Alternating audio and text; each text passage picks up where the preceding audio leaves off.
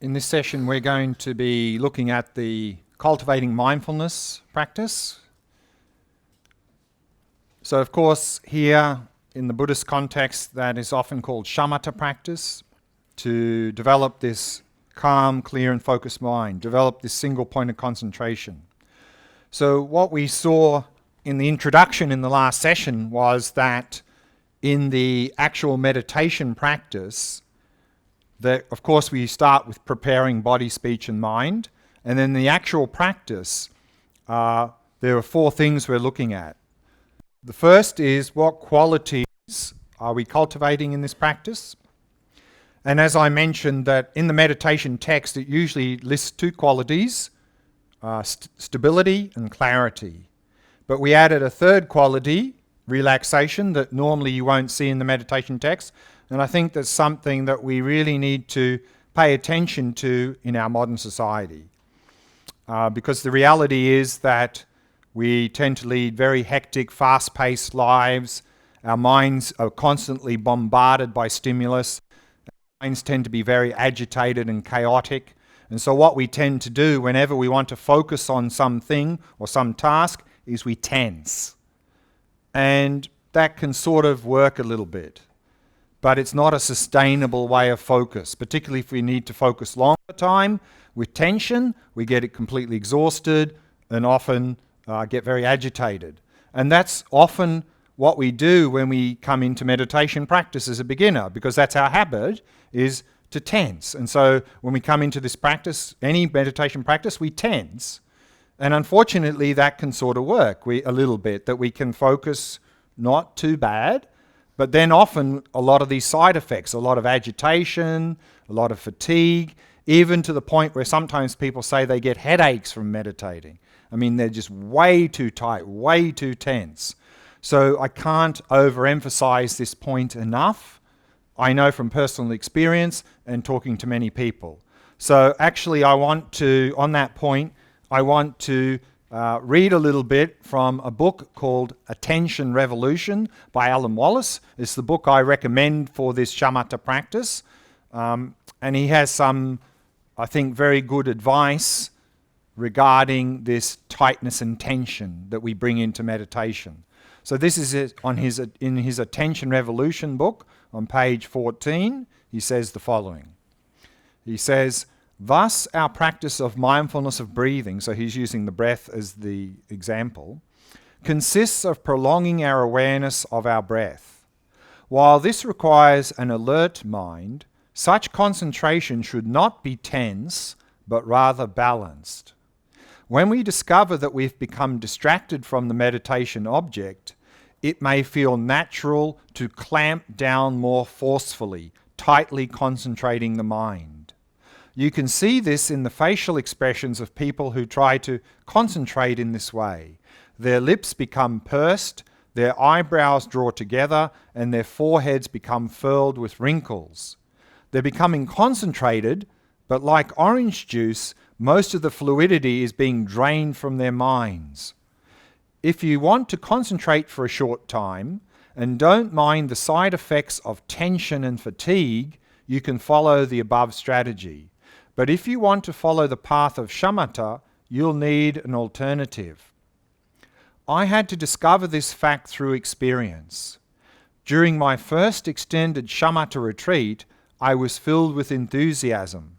I wanted to take full advantage of the rare opportunity that was before me, for I was meditating in India under the guidance of the Dalai Lama. I had no financial worries, and my material needs were easily met. All I had to do was put the instructions into practice. I threw myself into this training with all my might. Each morning I would rise at 3:30, except once I slept in until 3:45 and got upset with myself for slacking off. Enthusiastic I was, but so uptight. The Tibetan manuals on Shamatha meditation that I had studied over the years stated that the type of attention needed when one began such practice was, quote, highly focused. So I tried as hard as I could to keep my mind from wandering. Within a matter of a few weeks, devoting many hours each day to meditation, I could sustain my attention on my chosen object for up to half an hour. I was elated by making such fast progress. As the weeks went by, however, I found myself becoming more and more fatigued.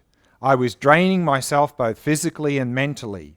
My joy in the practice was diminishing accordingly, and I felt my attention was not developing any further. What was wrong? I was trying too hard. The cultivation of shamatha involves balancing the mind, and that includes balancing the effort exerted in the practice with relaxation. I think this points to a cultural difference between traditional Tibetans living in the highlands of Tibet and modern people leading fast-paced lives. Their sense is constantly bombarded by telephones, email, the media, and noise. Years of such existence condition the nervous system and mind in ways that might have been considered torture in rural Tibet. One traditional Tibetan doctor whom I know once commented on people living in the West. So now he's quoting the Tibetan doctor who says the following: "From the perspective of Tibetan medicine, you are all suffering from nervous disorders. But given how ill you are coping remarkably well.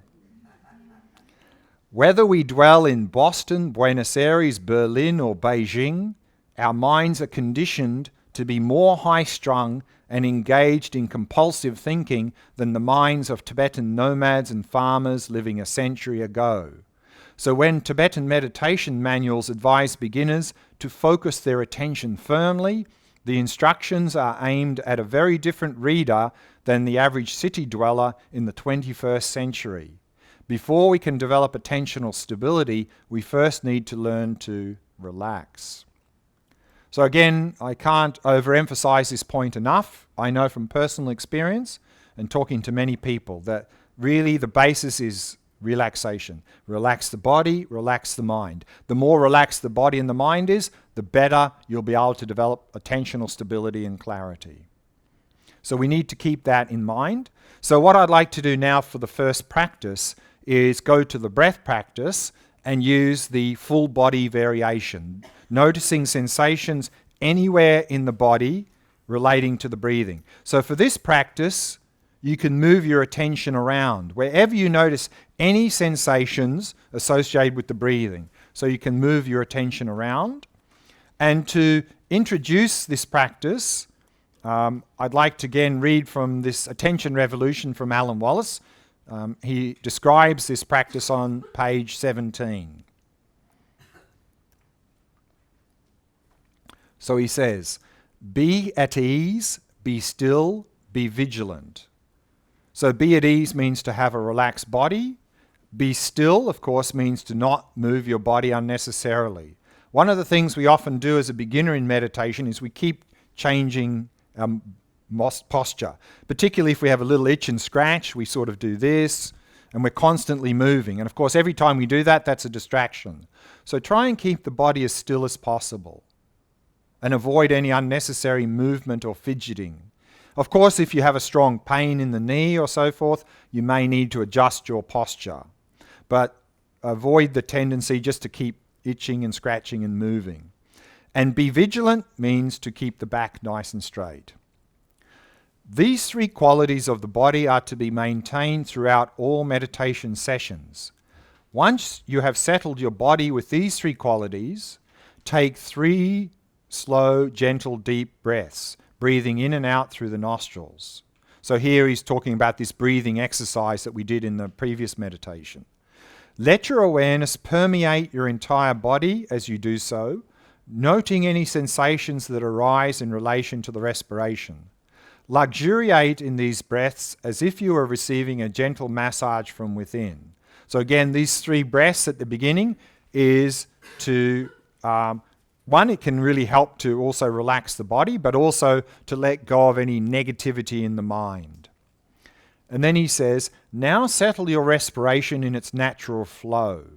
Continue breathing through your nostrils, noting the sensations of the respiration wherever they arise within your body. Observe the entire course of each in and out breath, noting whether it is long or short, deep or shallow, slow or fast. Don't impose any rhythm on your breathing. Attend closely to the respiration, but without willfully influencing it in any way. Don't even prefer one kind of breath over another, and don't assume that rhythmic breathing is necessarily better than irregular breathing. Let the body breathe itself as if you are fast asleep but mindfully vigilant.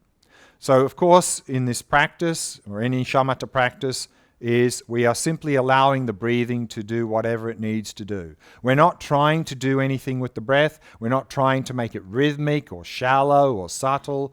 Just let the breath do whatever it wants. Because often we feel like I need to make the breath more subtle. And so people sort of push it that way.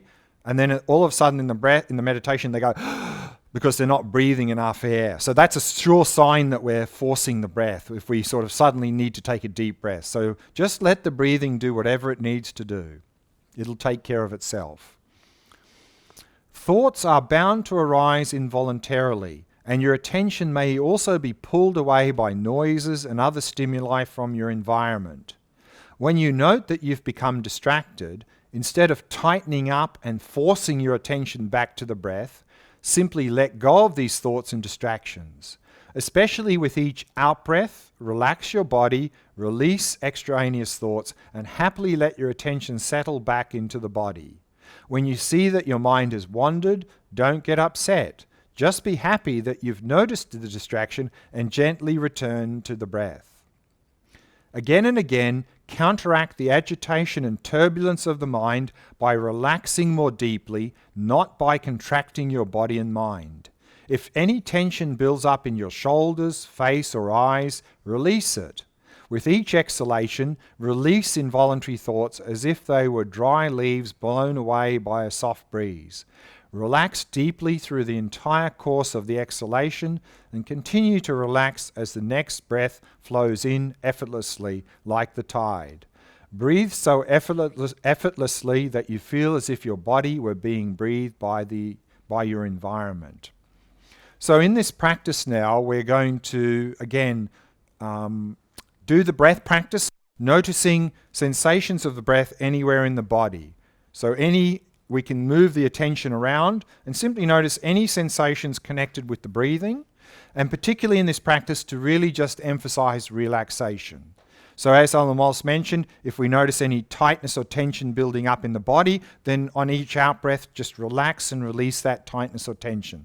If we notice any tension in the mind, again on the out-breath, just release any of that tension in the mind. So in this practice, really just emphasizing the relaxation, relaxing the body, relaxing the mind, and then just staying with those sensations of the breath anywhere in the body.